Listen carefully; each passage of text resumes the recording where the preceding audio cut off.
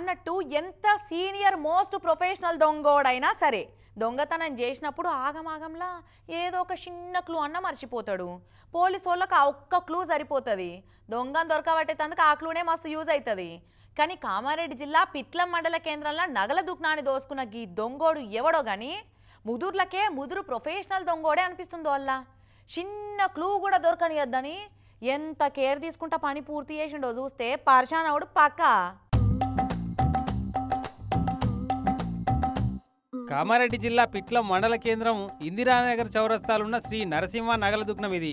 అయితే మొన్న రోజు లెక్కనే దుకాణం బంద్ చేసి పోయిరట ఓనరోళ్ళు. తెల్లారొచ్చి చూస్తే దుకాణం అంతా ఊడిచేసినట్టు దోసుకపోయిరని చూసి లబ్బ మొత్తుకుంటా పోలీసు వాళ్ళకి చెప్తే వచ్చి చూసిర్రు. సీసీ కెమెరాలో ఏమన్నా రికార్డ్ అయిందా అని చూస్తే అందులో బయటపడ్డది దొంగోని టాలెంట్ అంతా. ఇక చూడు వెనకకెళ్ళి తలుపుకేసిన తాళం ఇరగొట్టుకొని తలుపు తీసుకొని మెల్లగా లోపలికి దూరిండా. సీసీ కెమెరాలో గాని రాకుండా ముఖానికి రుమాలు చుట్టుకుండు. అవుపడితే పట్టుబడతాడు కదా. ఇక ఇట్టకెళ్ళి ముంగట షాపులకు జొర్రి షోకేసులలో పెట్టిన బంగారు ఎండి నగలన్నీ సంచిలో కుక్కుండు ఇట్లా. ఇక చూడు ఏలి ముద్రలు పడకుండా చేతులకు ప్లాస్టిక్ కవర్లు ఎట్లా చుట్టుకుండో తెలివిగా. ఉన్న సరుకంతా చదిరినట్టుండగా ముదురుగాడు ఎంత బరువుందో చూడు సంచి తీసుకుపోతుంటే. పకడ్బందీగా అనుకున్నట్టు మొత్తం దోసుకుండు గాని మళ్ళీ ఎందుకు అనుమానం కొట్టినట్టుంది. ఏనన్నా ఏలి ముద్రలు కాలు ముద్రలు ఉన్నాయా అని. ఇక సంచిని దర్వాజా బయట పెట్టి డబ్బాతో నీళ్లు తీసుకొని ఏడేడ అడుగులేసిండో ఏడేడ ముట్టుకుండో అంతటా నీళ్లు చల్లిండికి ఇట్లా.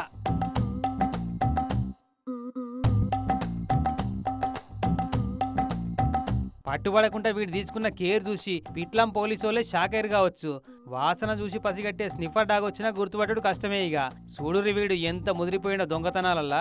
వీడొక సీనియర్ మోస్ట్ దొంగోడన్న ఒక్క క్లూ తప్పితే ఇంకా ఏసొంటి క్లూ ఇడవకుండా పిట్లం పోలీసు వాళ్ళ టాలెంట్ కు టెస్ట్ పెట్టిండు పో.